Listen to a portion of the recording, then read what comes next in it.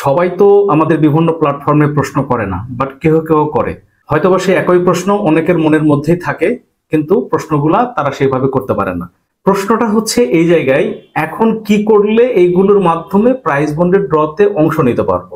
যখন 3 মাস পর পর বাংলাদেশ ব্যাংক থেকে ড্র অনুষ্ঠানের আয়োজন করা হয়, এর পরবর্তীতে তারা একটি রেজাল্ট শিট পাবলিশ করে। সেই রেজাল্ট শিট সরাসরি বাংলাদেশ ব্যাংকের ওয়েবসাইটে পাওয়া যায়।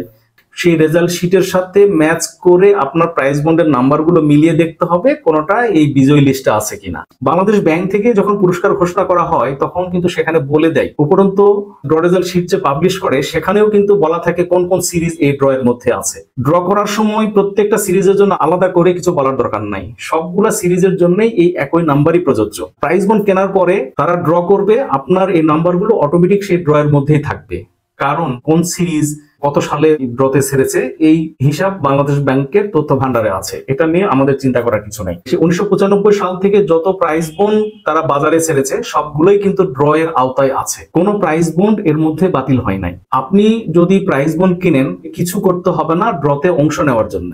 আপনাকে যেটা করতে হবে, ড্র রেজাল্টের সাথে আপনার প্রাইজ বন্ডের নাম্বারগুলো শুধু মিলিয়ে দেখতে হবে। যদি আপনার কোনো নাম্বার বিজয়ী হয় তাহলে সেই নাম্বার সহ নির্দিষ্ট কিছু প্রসিডিওর আছে, সেই প্রসিডিওরের মাধ্যমে এই টাকা প্রাপ্তির জন্য আবেদন করতে হবে।